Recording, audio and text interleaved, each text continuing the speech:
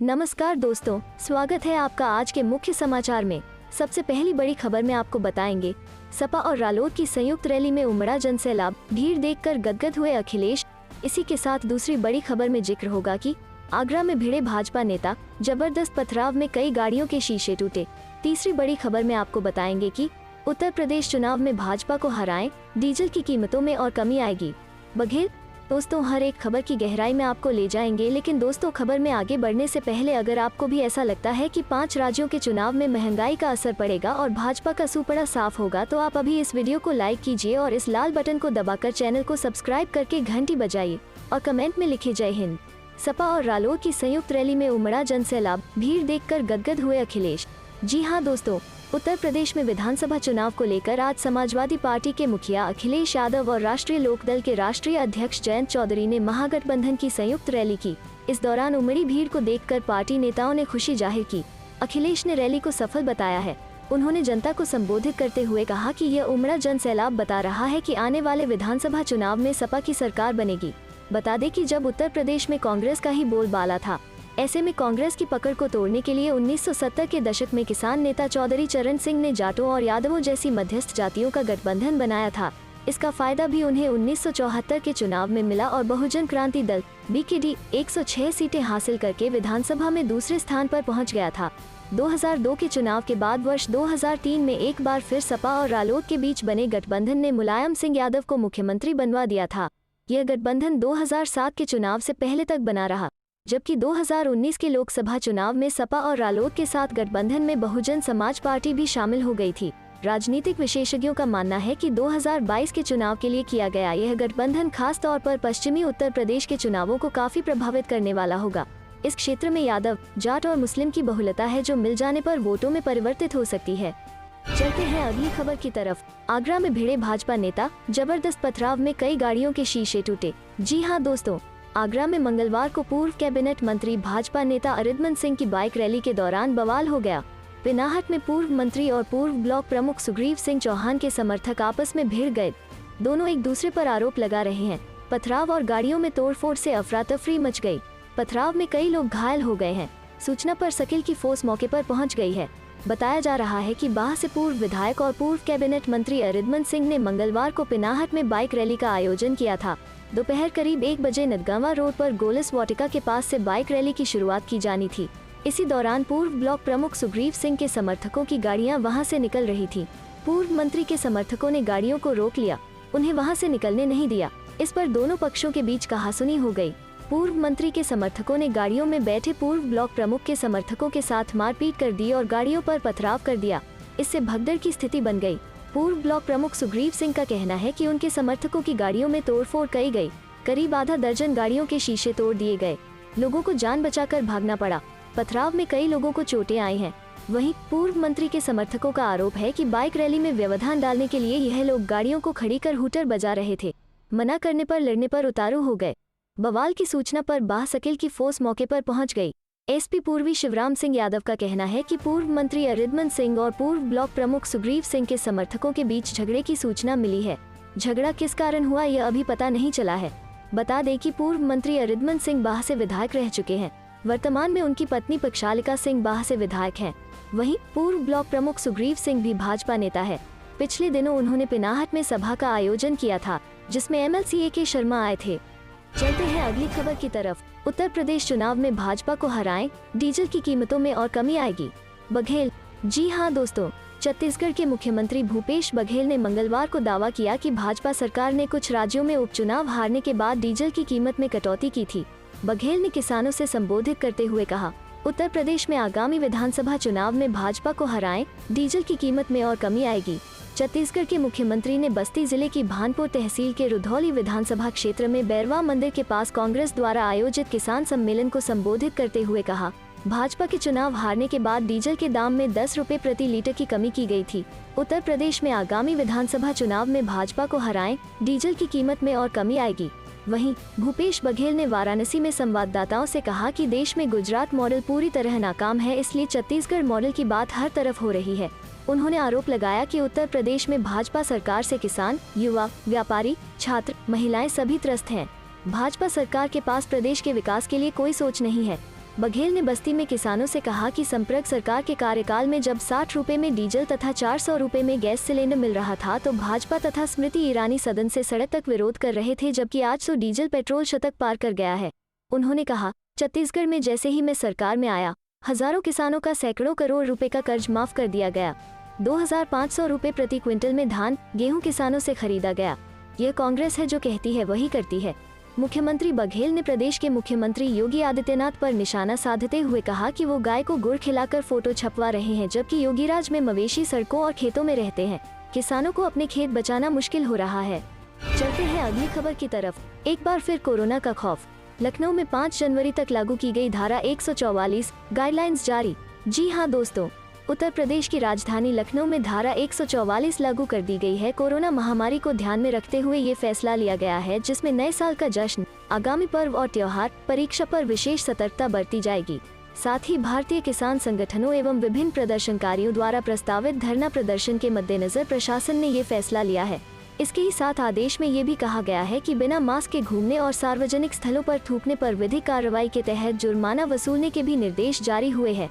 आदेशानुसार विधानसभा के आसपास 1 किलोमीटर परिधि में ट्रैक्टर, ट्रॉली, घोड़ा गाड़ी, बैलगाड़ी, भैंसा गाड़ी तथा ज्वलनशील पदार्थ, सिलेंडर, घातक पदार्थ, हथियार लेकर घूमने पर पूरी तरह से प्रतिबंध लगा दिया गया है। इसके साथ ही इस परिधि में किसी भी प्रकार के धरना प्रदर्शन पर भी बैन लगा दिया गया है। इसके साथ ही सरकारी दफ्तरों, विधानसभा के ऊपर व आसपास के 1 किमी रेंज में ड्रोन शूटिंग पर भी प्रतिबंध लगा दिया गया है।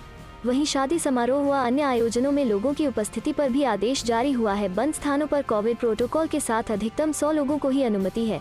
साथ ही खुले स्थानों पर क्षेत्रफल के अनुसार अनुमति रहेगी। जानकारी के मुताबिक ये सभी आदेश 5 जनवरी तक मान्य होंगे।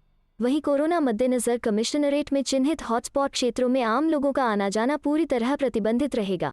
इस क्षेत्र में किसी भी प्रकार का धार्मिक, राजनीतिक व सार्वजनिक कार्यक्रम नहीं आयोजित हो सकेगा। चलते हैं अगली खबर की तरफ। पीएम के लाल टोपी वाले बयान पर एसपी नेता रामगोपाल वर्मा का जवाब, कहा रेड अलर्ट यानी यूपी में सत्ता परिवर्तन। जी हां दोस्तों, समाजवादी पार्टी के वरिष्ठ नेता और सांसद रामगोपाल वर्मा ने गोरखपुर में पीएम नरेंद्र मोदी द्वारा सपा को टारगेट कर लाल टोपी, लाल बत्ती और रेड अलर्ट वाले बयान पर तीखी प्रतिक्रिया दी है।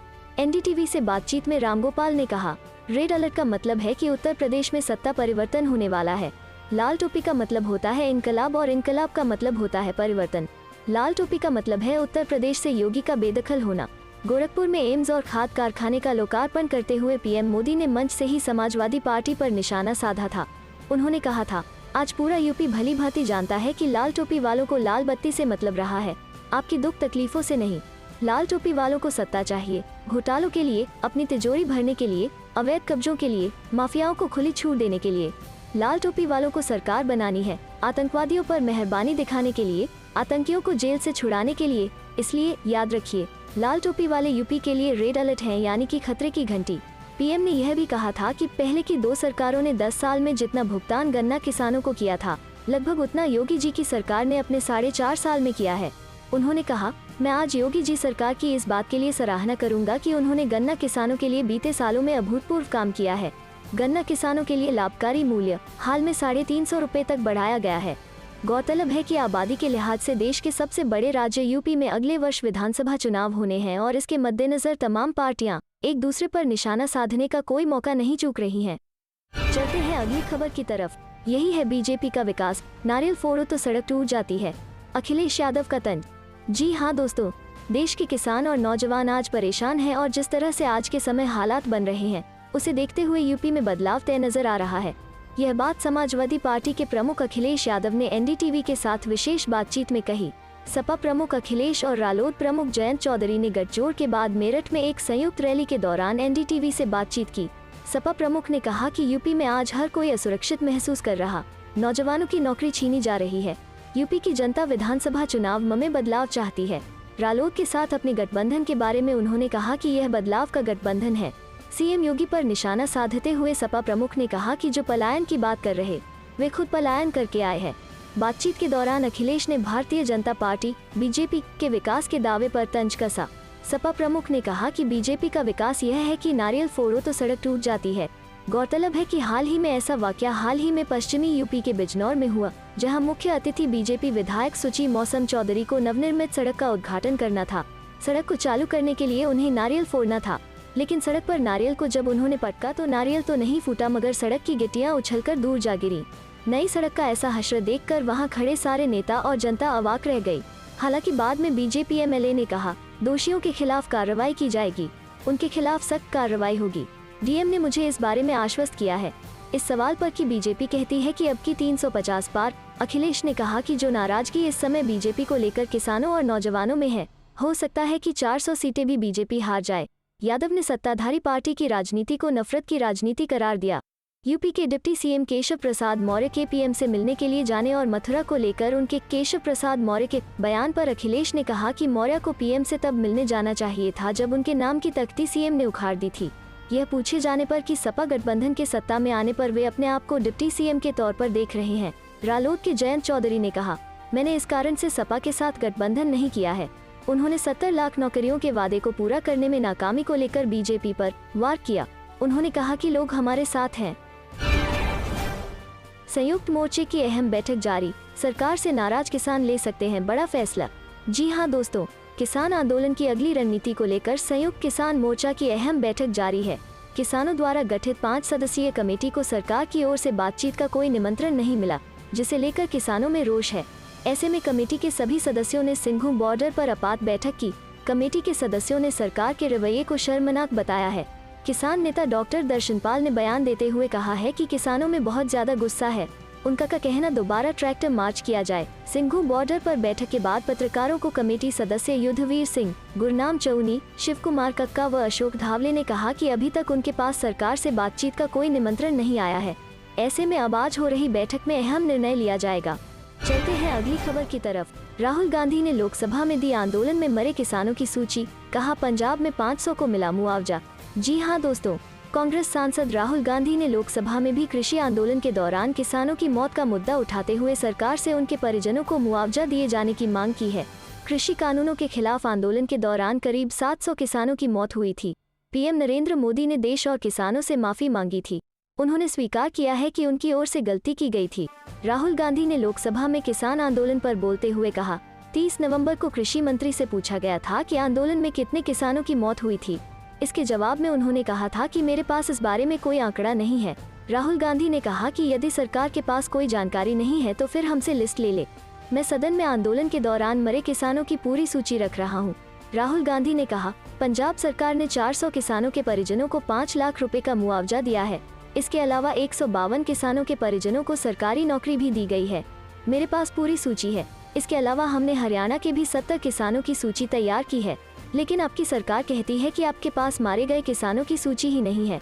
राहुल गांधी ने कहा कि मैं चाहता हूं कि किसानों को सारे हक मिलने चाहिए और मारे गए लोगों के परिजनों को नौकरी मिलनी चाहिए। राहुल गांधी ने सदन में शून्यकाल के दौरान इस विषय को उठाया और लोकसभा के पटल पर करीब 500 किसानों की एक सूची भी रखी और दावा किया कि इन लोगों ने किसान आंदोलन के दौरान अपनी जान गंवाई। उन्होंने कहा, पूरा देश जानता है कि किसान आंदोलन में करीब 700 किसान शहीद हुए। प्रधानमंत्री जी ने देश और किसानों से माफी मांगी। प्रधानमंत्री ने स्वीकार किया कि उन्होंने गलती की है। 30 नवंबर को कृषि मंत्री से सवाल, लोकसभा में लिखित प्रश्न पूछा गया था कि कितने किसानों की मौत हुई। उन्होंने जवाब दिया कि उनके पास कोई डेटा नहीं है। कांग्रेस सांसद ने कहा, हमने इन किसानों के बारे में पता लगाया। पंजाब की सरकार ने राज्य के करीब 400 किसानों को मुआवजा दिया है। मैं इन किसानों की सूची और प्रदर्शन के दौरान जान गंवाने वाले हरियाणा के कुछ किसानों की एक सूची सदन के पटल पर रख रहा हूँ। चलते हैं अगली खबर की तरफ। परिवर्तन संदेश रैली, सपा रालोद की रैली के लिए जुटी भीड़, मेरठ पहुंचे अखिलेश और जयंत, सीटों पर आज होगा फैसला। जी हां दोस्तों, सपा रालोद गठबंधन की पहली रैली आज दबथुआ में होने जा रही है।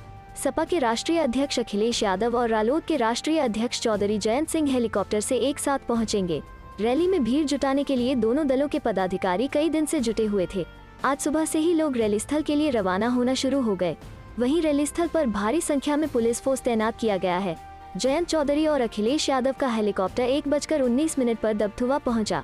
यहां से वो रैली स्थल के लिए रवाना हो गए। ऐसा पहली बार है जब दोनों नेता एक साथ मंच किसी रैली के लिए पहुंचे हैं और एक साथ मंच साझा करेंगे। चुनाव नजदीक आते ही रैलियों का दौर शुरू हो चुका है। इसे लेकर अलग अलग पार्टियों के नेता जनता की नब्ज टटोल रहे हैं तो वहीं एक दूसरी पार्टियों की कमियां गिना रहे हैं। सपा और रालोद के गठबंधन के बाद आज मेरठ में पूर्व मुख्यमंत्री अखिलेश यादव और रालोद अध्यक्ष चौधरी जयंत सिंह पश्चिमी यूपी की जनता का मन परखेंगे। ऐसा पहली बार है जब दोनों दिग्गज नेता एक साथ कार्यक्रम स्थल पर पहुंच रहे हैं और एक साथ मंच साझा करेंगे। चलते हैं अगली खबर की तरफ। नरेंद्र मोदी सरकार की बढ़ेंगी मुश्किलें, फरवरी में बैंक हड़ताल का ऐलान, किसान मोर्चा के नेता भी देंगे साथ। जी हां दोस्तों, केंद्र की नरेंद्र मोदी सरकार ने संयुक्त किसान मोर्चा (SKM) के 1 साल के आंदोलन के बाद किसानों की मांगों के आगे घुटने टेक दिए। 23 फरवरी 2022 को 2 दिवसीय बैंक हड़ताल का ऐलान संयुक्त किसान मोर्चा ने किया है। ट्रेड यूनियनों के बंद का समर्थन, टैक्स नहीं देने वाले लोगों को प्रति माह 7,500 रुपये देने की मांग की। ट्रेड यूनियनों का कहना है कि वे लोग लेबर कोड और EDS को खत्म करने के सरकार के फैसले के विरोध में उन्होंने बंद का आह्वान किया है। उनके एजेंडा में कृषि कानूनों के खिलाफ आंदोलन करने वाले संयुक्त किसान मोर्चा (SKM) की 6 सूत्री मांगे भी शामिल हैं। यूनियनों की मांग है कि ऐसे परिवारों को खाद्य एवं आर्थिक सहायता दी जाए जो आयकर का भुगतान नहीं करते। इनका कहना है कि ऐसे लोगों को 7,500 रुपये प्रति माह की आर्थिक सहायता दी जानी चाहिए। साथ ही इन्होंने महात्मा गांधी ग्रामीण रोजगार गारंटी योजना (मनरेगा) योजना के विस्तार की भी मांग की है। देश में महंगाई कम करने के लिए सरकार से ठोस कदम उठाने की मांग ट्रेड यूनियनों ने की है। साथ ही कॉन्ट्रैक्ट पर नियुक्त किए गए कर्मचारियों को नियमित करने, योजना कर्मियों को समान काम के बदले समान वेतन देने की मांग की गई है। नेशनल पेंशन स्कीम (NPS) को रद्द करके पुरानी पेंशन स्कीम को ही बहाल करने की ट्रेड यूनियनों की मांग है। यहाँ बताना प्रासंगिक होगा कि SKM के नेताओं के साथ मिलकर जनसभा करने की संयुक्त तैयारी की जा रही है। केंद्रीय ट्रेड यूनियनों एवं स्वतंत्र क्षेत्रीय संघों के संयुक्त मंच की राज्य इकाइयाँ अलग अलग अभियान चलाएंगी। चलते हैं अगली खबर की तरफ। उत्तराखंड चुनाव से पहले कांग्रेस का दामन थामेंगे कई दलों के नेता, कौन कौन हो सकते हैं ये? जी हां दोस्तों, कांग्रेस का दामन थामेंगे कई दलों के नेता। कांग्रेस मुख्यालय में दोपहर 12:15 बजे सदस्यता ग्रहण करेंगे। पूर्व CM हरीश रावत, गणेश गोदियाल दिलाएंगे सदस्यता। चलते हैं अगली खबर की तरफ। यूपी इलेक्शन 2022 जनता की राय पर आधारित होगा। यूपी में कांग्रेस का घोषणा पत्र, प्रियंका गांधी ने की बैठक। जी हां दोस्तों, कांग्रेस महासचिव प्रियंका गांधी ने सोमवार को यूपी में घोषणा पत्र कमेटी और कैंपेन कमेटी के साथ बैठक में विधानसभा चुनावों की तैयारियों को लेकर चर्चा की। इस दौरान उन्होंने जनता की राय से तैयार किए घोषणा पत्र को अंतिम रूप देने पर चर्चा। प्रियंका गांधी ने कहा कि उत्तर प्रदेश कांग्रेस के घोषणा पत्र में युवाओं, किसानों, महिलाओं, व्यापारियों, वंचित वर्गों समेत सभी तबकों की आवाज को जगह दी गई है। उन्होंने कहा कि यूपी कांग्रेस का घोषणा पत्र उत्तर प्रदेश की प्रगति का रास्ता तैयार करने वाला दस्तावेज होगा। इस बैठक के बाद कांग्रेस ने एक ट्वीट किया जिसमें लिखा गया, कांग्रेस महासचिव श्रीमती प्रियंका जी ने उत्तर प्रदेश कांग्रेस मुख्यालय पर घोषणा पत्र व कैंपेन कमेटी के साथ आगामी विधानसभा चुनावों के मद्देनजर बैठक की। उत्तर प्रदेश कांग्रेस के घोषणा पत्र में प्रत्येक वर्ग के मुद्दों को सम्मिलित किया जाएगा। उत्तर प्रदेश में कांग्रेस पार्टी पूरे दमखम के साथ चुनावी मैदान में उतरी हुई है। हाल के दिनों में प्रियंका गांधी सूबे में बेहद सक्रिय रही हैं और लगातार योगी सरकार के कामकाज पर सवाल उठा रही हैं। कांग्रेस ने पहले ही ऐलान कर दिया है कि इस बार के चुनाव में वो 40% सीटों पर महिलाओं को टिकट देगी। इसके अलावा प्रियंका ये भी कह चुकी हैं कि कांग्रेस इस बार सूबे में अकेले ही चुनाव लड़ेगी। चलते हैं अगली खबर की तरफ। किसानों को लिखित आश्वासन दे सकता है केंद्र, किसान नेताओं से फिर साधा संपर्क। जी हां दोस्तों, केंद्र सरकार ने फिर से कुछ किसान नेताओं से संपर्क साधा है। माना जा रहा है कि केंद्र सरकार जल्द किसानों को उनकी मांगों पर लिखित आश्वासन दे सकती है। इसके साथ ही हरियाणा में किसानों पर हुए मुकदमों की वापसी पर भी केंद्र सरकार आज ही पत्र जारी कर सकती है। ऐसा समझा जा रहा है कि अगर सरकार लिखित आश्वासन देती है तो किसान संगठन आंदोलन वापसी का फैसला ले सकते हैं। प्रधानमंत्री द्वारा तीनों कृषि कानून वापसी का ऐलान करने और संसद से उसे वापस लेने के बाद भी किसानों का आंदोलन जारी है और वे न्यूनतम समर्थन मूल्य देने, किसान आंदोलन में शहीद हुए किसानों के परिजनों को मुआवजा और नौकरी देने और किसानों पर दर्ज मुकदमे वापस लेने की मांग कर रहे हैं। कांग्रेस नेता राहुल गांधी ने आज मंगलवार ही संसद में किसानों का मुद्दा उठाया। उन्होंने लोकसभा में सरकार से मांग की है कि आंदोलन के दौरान शहीद हुए किसानों को मुआवजा और परिवार के सदस्यों को नौकरी मिलनी चाहिए। केंद्र सरकार को घेरते हुए उन्होंने कहा कि आपकी सरकार कह रही है कि कोई किसान शहीद नहीं हुआ और आपके पास नाम नहीं है। उन्होंने किसान आंदोलन के दौरान शहीद हुए किसानों के नाम लोकसभा में दिखाते हुए कहा कि किसानों का जो हक है वो उन्हें मिलना चाहिए। अगले साल की शुरुआत में यूपी, उत्तराखंड और पंजाब समेत 5 राज्यों में विधानसभा चुनाव होने वाले हैं। सरकार नहीं चाहती कि किसानों के आंदोलन और गुस्से का खामियाजा इन चुनावों में बीजेपी को भुगतना पड़े। सबसे ज्यादा संकट यूपी को लेकर है, जहां पश्चिमी यूपी में जाट किसानों की बहुलता है। चलते हैं अगली खबर की तरफ। कांग्रेस का महामंथन, महंगाई हटाओ रैली और ओमिक्रॉन के बढ़ते केसेज पर खास बैठक आज। जी हां दोस्तों, महंगाई हटाओ रैली का आयोजन होने जा रहा है, जिसको लेकर आज दोपहर 1:30 बजे PCC में अहम बैठक होनी है। इसमें रैली की तैयारियों को लेकर मंथन होगा। साथ ही रैली को लेकर कमेटियों का भी गठन किया जाएगा। इस बैठक को लेकर प्रदेश प्रभारी अजय माकन भी जयपुर पहुंचे हुए हैं।